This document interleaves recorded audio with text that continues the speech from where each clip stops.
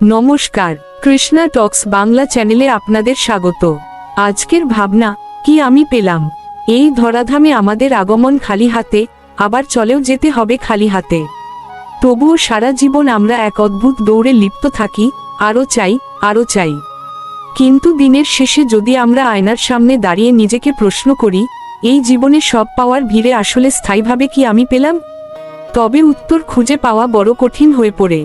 আমরা ভাবি অঢেল ধন সম্পদ, প্রতিপত্তি আর সম্মানই বুঝি জীবনের প্রাপ্তি। কিন্তু গীতায় ভগবান শ্রীকৃষ্ণ আমাদের মনে করিয়ে দিয়েছেন যে এই জগতের কোনো বস্তুই স্থায়ী নয়। তাহলে প্রকৃত প্রাপ্তি কি? প্রকৃত প্রাপ্তি হলো সেই শান্তি, সেই ভক্তি এবং সেই বোধ যা মানুষকে মৃত্যুর মুখেও স্থির রাখতে পারে। প্রাপ্তির গোলকধাঁধা ও শ্রীমদ্ভগবদ্গীতার শিক্ষা। আমরা যা কিছু অর্জন করি তা আসলে এই মায়ার জগতেরই অংশ। শ্রীমদ্ভগবদ্গীতার ২য় অধ্যায়ের ৬৯ নম্বর শ্লোকে ভগবান এক গভীর সত্য উন্মোচন করেছেন। জানিষা সর্বভূতানাং তোসাং জাগর্তি সংযমী যোস্যাং জাগ্রতি ভূতানি সানিশা পশ্যত মুনে। অর্থ, সকল জীবের কাছে যা রাত্রি অর্থাৎ আধ্যাত্মিক জ্ঞান বা আত্মতত্ত্ব, আত্মসংযমী ব্যক্তি সেই সময়ে জাগ্রত থাকেন। আর যে জাগতিক বিষয়ে সাধারণ মানুষ মত্ত থাকে, তত্ত্বদর্শী মুনিদের কাছে তা রাত্রির মতো অন্ধকার বা তুচ্ছ। আমরা ভাবছি আমরা অনেক কিছু পেলাম, কিন্তু আসলে আমরা হারাই আমাদের অমূল্য সময়ে। যে মুহূর্তটি চলে যাচ্ছে তা কোটি টাকা দিয়েও ফিরে পাওয়া সম্ভব নয়। তাই প্রকৃত পাওয়া হলো ভগবানের সঙ্গে নিজের সম্পর্ককে নতুন করে খুঁজে পাওয়া। তত্ত্বাগী যেখানে শ্রেষ্ঠ প্রাপ্তি। ভারতের আধ্যাত্মিক ইতিহাসে তাকালে দেখা যায়, যারা সবকিছু ছেড়েছেন তারাই আসলে সবকিছু পেয়েছেন। ভাবুন মহাপ্রভু শ্রীচৈতন্যদেবের কথা, কিংবা মীরাবাই এর কথা। তারা রাজকীয় সুখ ত্যাগ করেছিলেন বলেই ভগবানকে পেয়েছিলেন। আমরা প্রতিদিন মন্দিরে যাই, প্রার্থনা করি, কিন্তু আমাদের প্রার্থনা থাকে শর্তসাপেক্ষ। আমরা বলি, ঠাকুর এটা দাও, ওটা দাও। কিন্তু আমরা যদি বলি, প্রভু আমি যেন তোমায় পাই, তবেই আমাদের জীবনের ঝুলি পূর্ণ হবে। পুরীর জগন্নাথ মন্দিরে রাজা যখন রাস্তা পরিষ্কার করেন বা ঝাড়ুদারের কাজ করেন, তখন তিনি বুঝিয়ে দেন যে অহংকার ত্যাগ করাই হলো পরম লাভ। আপনি যদি সারা জীবনে কেবল এইটুকু পান যে আপনি মানুষের প্রতি দয়ালু হতে পেরেছেন, তবে জানবেন আপনি সব পেয়েছেন। জীবনের সঞ্চয় ও অমরত্বের পথ। এই পৃথিবী একটি পান্থশালা মাত্র। এখানে আমরা কয়েক দিনের অতিথি। আমরা যা কিছু সংগ্রহ করছি তার সবটাই এখানে পড়ে থাকবে। তাহলে সাথে যাবে কি? সাথে যাবে আমাদের স্বীকৃতি এবং শ্রীকৃষ্ণের প্রতি আমাদের ভালোবাসা। শ্রীমদ্ভগবদ্গীতার ৯ম অধ্যায়ের ২২ নম্বর শ্লোকে ভগবান এক অদ্ভুত আশ্বাস দিয়েছেন। অনন্যাশ্চিন্তয়ন্ত মাং যে জনাঃ পরুপাস্তে তেষাং নিত্যাভিযুক্তানাং যোগক্ষেমং বহাম্যহাম। অর্থ, যারা অন্য কোনো চিন্তা না করে অনন্য চিত্তে আমার ধ্যান ও উপাসনা করে, সেই নিত্যযুক্ত ভক্তদের যোগ যা তাদের নেই তা দান করা, এবং ক্ষেম যা তাদের আছে তা রক্ষা করা, এর ভার আমি নিজেই বহন করি। অর্থাৎ, যখন আপনি সব পাওয়ার আশা ছেড়ে নিজেকে কৃষ্ণের চরণে সমর্পণ করবেন, তখন যা কিছু আপনার প্রয়োজন তার দায়িত্ব স্বয়ং ভগবান গ্রহণ করবেন। এর চেয়ে বড় পাওয়া আর কি হতে পারে? প্রকৃত প্রাপ্তির স্বরূপ।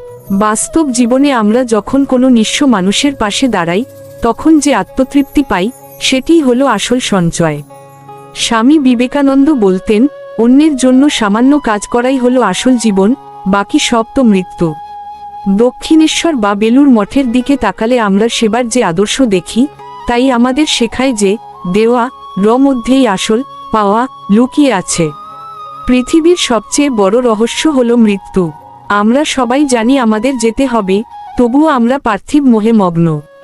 কিন্তু যেদিন আমরা বুঝতে পারব যে আমাদের আত্মা অবিনশ্বর এবং আমরা সেই পরম পিতার অংশ, সেদিন থেকেই আমাদের অন্ধকার থেকে আলোর যাত্রা শুরু হবে। তখন আমাদের মনে আর কোনো হাহাকার থাকবে না যে কি আমি পেলাম না, বরং আমরা তৃপ্ত থাকব যা পেয়েছি তা নিয়ে। পরিশেষে বলা যায়, ভক্তি কোনো কঠিন ব্যাকরণ বা শাস্ত্রীয় বিতর্ক নয়, ভক্তি হলো এক সরল এবং পবিত্র বিশ্বাস। যতক্ষণ মনের কোণে কুটিলতা বা শঠতা থাকবে, ততক্ষণ হৃদয় কৃষ্ণ প্রেমের উদয় হবে না। তাই আসুন আমরা আজ থেকে শপথ নিই, আমরা সবাইকে ভালোবাসব, কারো প্রতি মনে কোনো ঘৃণা বা মালিন্য পোষণ করব না। তবেই আমাদের এই মানব জন্ম সার্থকতা পাবে। মনে রাখবেন, অন্যের ভালো চাইলে নিজের ভালো এমনিতেই হয়। শান্তি পাঠের সেই অমর বাণী আমাদের সবার জীবনের মূলমন্ত্র হোক। সর্বে ভবন্তু সুখিন, সর্বে সন্তু নিরাময়া। অর্থ, জগতের সকল প্রাণী সুখী হোক, সবাই রোগমুক্ত থাকুক এবং সবার মঙ্গল হোক। জগতের কেউ যেন দুঃখের ভাগী না হয়। আমাদের এই আধ্যাত্মিক যাত্রায় আমাদের সাথে থাকার জন্য আপনাদের আন্তরিক কৃতজ্ঞতা জানাই। আমাদের চ্যানেলে প্রতিদিন রাত 8টায় জীবনের বিভিন্ন গভীর ও আধ্যাত্মিক বিষয় নিয়ে বিশেষ আলোচনা প্রকাশিত হয়। এছাড়াও দিনের অন্যান্য সময়ে আপনাদের জন্য ছোট ও বড় বিভিন্ন গুরুত্বপূর্ণ আধ্যাত্মিক ভিডিও আপলোড করা হয়। এই আলোচনাগুলো নিয়মিত শুনতে এবং আমাদের পরিবারের সদস্য হতে চ্যানেলটি সাবস্ক্রাইব করে বেল আইকনটি অল অন করে রাখুন। আপনার একটি লাইক এবং কমেন্ট আমাদের আরও অনুপ্রাণিত করবে। সবাই ভালো থাকুন, সুস্থ থাকুন। হরে কৃষ্ণ। বিনম্র নিবেদনে শ্রী মিলন দেবনাথ, কৃষ্ণা টক্স বাংলা। ভগবান শ্রীকৃষ্ণের দিক থেকে সত্যের সন্ধান, জীবনের সংকট ও মুক্তি। আপনি কি আপনার জীবনের সংকটের মাঝে প্রকৃত মুক্তির পথ খুঁজছেন? তবে আজকের এই আলোচনাটি কেবল আপনারই জন্য। নমস্কার, কৃষ্ণা টক্স বাংলা চ্যানেলে আপনাদের স্বাগতম। আজকের ভাবনা, ভগবান শ্রীকৃষ্ণের দিক থেকে সত্যের সন্ধান, জীবনের সংকট ও মুক্তি। জীবনের এই দীর্ঘ এবং বন্ধুর পথে চলতে চলতে আমাদের প্রত্যেকের জীবনেই এমন একটি সময় আসে যখন মানুষ হঠাৎ করেই থমকে দাঁড়ায়। চারদিক থেকে যেন একটি অদৃশ্য দেওয়াল আমাদের ঘিরে ধরে। তখন মনের গহীন থেকে কিছু প্রশ্ন অবিরত আমাদের বিদ্ধ করতে থাকে, আমি আসলে কে? কেন আমার জীবনেই এত কষ্ট? কেন আমি সব সত্য জেনেও, ধর্মকথা শুনেও অন্তরে প্রকৃত শান্তি খুঁজে পাচ্ছি না? প্রিয় দর্শক, এই যে সংকট বা মনের এই অস্থিরতা, একে আপনি আপনার জীবনের দুর্বলতা বলে মনে করবেন না। বরং জেনে রাখুন, এটি হলো একটি পরম ডাক। এটি ভগবান শ্রীকৃষ্ণের চরণে ফিরে যাওয়ার এক করুণ আহ্বান। ভগবান শ্রীকৃষ্ণ গীতায় মানুষের এই সংকটের মূল কারণটি অত্যন্ত নিপুণভাবে ব্যাখ্যা করেছেন। তিনি অর্জুনকে লক্ষ্য করে সমগ্র মানবজাতিকে বুঝিয়ে দিয়েছেন যে, মানুষ যখন নিজেকে কেবল এই রক্ত মাংসের শরীর বলে মনে করে এবং নিজের ইন্দ্রিয় সুখকে কেন্দ্র করে সমস্ত জগৎকে বিচার করতে শুরু করে, তখনই তার জীবনে অশান্তির বিষবৃক্ষ জন্ম নেয়। আমরা সারা জীবন একটি মরীচিকার পেছনে ছুটি। আমরা ভাবি, এই সমস্যাটা সমাধান হয়ে গেলে বোধহয় শান্তিতে থাকব, অথবা ওই মানুষটা বদলে গেলেই আমার জীবন স্বর্গে পরিণত হবে। কিন্তু বাস্তব বড় কঠিন। দেখা যায়, একটি সংকট কাটতে না কাটতেই জীবনের দরজায় আরেকটি নতুন বিপদ এসে দাঁড়িয়ে যায়। এর কারণ কি জানেন? কারণ আমরা সমস্যার মূল শিকড় নিয়ে কাজ করি না, আমরা কেবল সমস্যার ফলাফল নিয়ে লড়াই করি। এখানে একটি সুন্দর উপমা দেওয়া যাক। আমাদের মন হলো একটি আয়নার মতো। আয়নার সামনে যদি ধুলো জমে থাকে, তবে আপনি আপনার নিজের মুখ পরিষ্কার দেখতে পাবেন না। আমরা সারা জীবন আয়নার ধুলো না মুছে নিজের মুখে সাবান মাখি। অর্থাৎ, আমরা আমাদের ভেতরের চেতনার ময়লা পরিষ্কার না করে বাইরের জগৎকে বদলাতে চাই। ভগবান শ্রীকৃষ্ণ আমাদের সেই আয়না পরিষ্কার করতে শেখান। তিনি শেখান যে সত্যের সন্ধান বাইরে কোনো পরিস্থিতিতে নেই, সত্যের প্রকৃত সন্ধান হলো নিজের চেতনার গভীরে। সমুদ্রের তীরের সেই ঢেউয়ের উদাহরণের কথা ভাবুন। সমুদ্রের ধর্মই হলো ঢেউ তোলা। ঠিক তেমনি এই অনিত্য জগতের ধর্মই হলো দুঃখ আর সংকট নিয়ে আসা। আপনি যদি শান্তিতে স্নান করতে চান, তবে আপনাকে ঢেউয়ের ভেতরেই ডুব দিতে শিখতে হবে। যখন একজন মানুষ কৃষ্ণভাবনায় উন্নত হয়ে বুঝতে শুরু করে, আমি কেবল এই নশ্বর দেহ নই, আমি হলাম পরমেশ্বর শ্রীকৃষ্ণের এক নিত্য এবং চিরন্তন সেবক, তখন থেকেই ধীরে ধীরে তার জীবনের সংকটের রং বদলাতে শুরু করে। সমস্যা তখনও তার জীবনে আসে, কিন্তু সেই সমস্যা আর তাকে ভয় দেখাতে পারে না। ঝড় আসে, কিন্তু সেই ঝড় তাকে সমূলে উপড়ে ফেলতে পারে না, কারণ তার শিকড় তখন কৃষ্ণের চরণে গেঁথে থাকে। শাস্ত্র থেকে একটি বাস্তব উদাহরণ দেওয়া যাক। মহারাজ অম্বরীশের জীবন থেকে আমরা অনেক কিছু শিখতে পারি। তিনি ছিলেন এক বিশাল সাম্রাজ্যের অধিপতি, কিন্তু তার মন ছিল সর্বদা কৃষ্ণের চরণে অর্পিত। যখন দুরাশা মুনির অভিশাপে তার জীবন চরম সংকটে পড়েছিল, তখন তিনি বিচলিত হননি। তিনি পালিয়ে যাননি বা ভয় পাননি।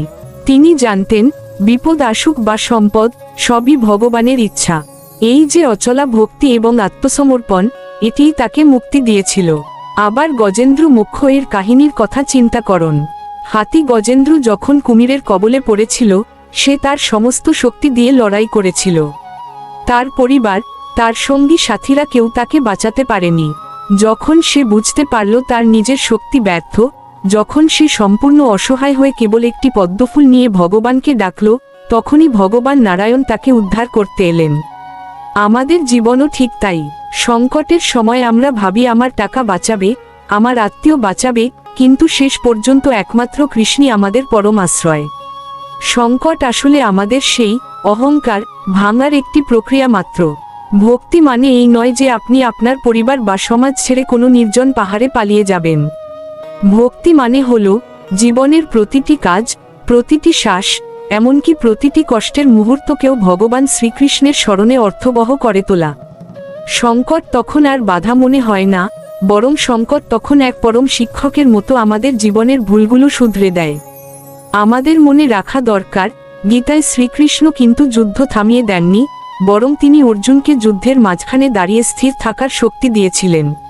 কৃষ্ণ আপনার সমস্যা রাতারাতি দূর করে দেবেন না, কিন্তু তিনি আপনাকে সেই সমস্যাকে জয় করার মতো অজেয় মানসিক শক্তি দান করবেন। যখন আমরা সত্যের সন্ধান ভগবান শ্রীকৃষ্ণের দিক থেকে করি, তখন জীবন আমাদের শত্রু মনে হয় না। সংকটও তখন ভগবানের এক আশীর্বাদ মনে হয়। আজ যদি আপনি ক্লান্ত বোধ করেন, যদি মনে হয় দেওয়ালে পিঠ থেকে গেছে, যদি হতাশায় বুক ফেটে যায়, তবে একবার স্থির হয়ে বসুন। জেনে রাখুন, এটাই সেই পরম মুহূর্ত যখন ভগবান শ্রীকৃষ্ণ আপনাকে নিজের কোলের কাছে ডাকছেন। তিনি চাচ্ছেন আপনি যেন জগতের মায়া ছেড়ে তার পরম আশ্রয়ে ফিরে আসেন। যিনি সংকটের সময়ও কৃষ্ণকে হারান না, কৃষ্ণ তাকে কোনোদিন ছেড়ে যান না। সত্যের পথে একবার যদি আপনি দৃঢ়ভাবে দাঁড়াতে পারেন, তবে দেখবেন মুক্তি কোনো কাল্পনিক শব্দ নয়। মুক্তি তখন আপনার প্রতিটি নিঃশ্বাসে অনুভূত হবে, আপনার অটল বিশ্বাসে, আপনার প্রশান্ত হৃদয়ে এবং আপনার অকৃত্রিম ভক্তিতে। এই মুক্তি হলো ভয়ের হাত থেকে মুক্তি, এই মুক্তি হলো মায়ার হাত থেকে মুক্তি। আসুন আমরা আমাদের জীবনের প্রতিটি সংকটকে শ্রীকৃষ্ণের চরণে নিবেদন করতে শিখি। মনে রাখবেন, অন্ধকারের পরেই যেমন সূর্যোদয় অবহারিত, কৃষ্ণের আশ্রয় নিলে জীবনের সমস্ত সংকটের অন্ধকারও ঠিক তেমনই কেটে যাবে। জীবন তখন এক বোঝা নয়, জীবন হয়ে উঠবে এক দিব্য উদযাপন। এই রকম আরও গভীর এবং জীবনমুখী আধ্যাত্মিক আলোচনা শুনতে প্রতিদিন রাত 8টায় কৃষ্ণা টক্স বাংলা চ্যানেলের সঙ্গে থাকুন। আমাদের এই ক্ষুদ্র প্রয়াস যদি আপনার জীবনে সামান্যতম আলোর দিশা দেখাতে পারে, তবে একটি লাইক দিয়ে আমাদের উৎসাহিত করবেন। আপনাদের মূল্যবান মন্তব্য আমাদের আগামী দিনের প্রেরণা। আধ্যাত্মিক এই যাত্রায় আমাদের সঙ্গী হতে চ্যানেলটি সাবস্ক্রাইব করে রাখুন। একটি ছোট্ট কমেন্ট করে জানান, হরে কৃষ্ণ বা রাধে রাধে। আপনার এই একটি শব্দ আমাদের নতুন ভিডিও তৈরির পথে শক্তি যোগাবে। ভক্ত যেমন ভগবানের চরণে সর্বস্ব অর্পণ করে শান্তি পায়, আমরাও তেমনি প্রতিদিন আপনার হৃদয়ের দ্বারে আধ্যাত্মিক প্রসাদ নিয়ে হাজির হই। এছাড়া দিনের বিভিন্ন সময়ে আমরা ছোট ও বড় নানা ধরনের ভিডিওর মাধ্যমে আপনাদের পাশেই থাকার চেষ্টা করি। কৃষ্ণা টক্স বাংলার আধ্যাত্মিক কার্য পৌঁছে দিলেন শ্রী মিলন দেবনাথ। যা কিছু পরম সত্য, তা সবই কৃষ্ণের দান, যা কিছু ভুল, তা একান্তই আমার ক্ষুদ্র বুদ্ধির সীমাবদ্ধতা। সকলে সুস্থ থাকুন, ভালো থাকুন এবং সর্বদা কৃষ্ণ ভাবনায় থাকুন। হরে কৃষ্ণ।